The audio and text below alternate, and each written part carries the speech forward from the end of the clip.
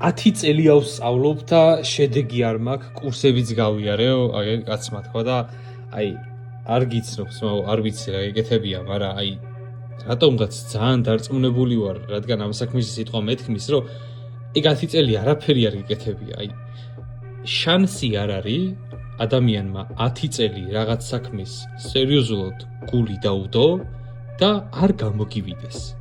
აი შანსი არ, მაშინ ცხოვრებაში ჩათვალე არაფერი არ გამოგივას ალბათ. ესე იგი ეგ 10 წელი შენ ხან უდგებოდი, ხან არ უდგებოდი, ამ სისტემატურობა არ ქონდა შემოწმება. ხა რა კურსი გაიარე, მან რო დაგსკავეს, მან ორი აზრი არ არის.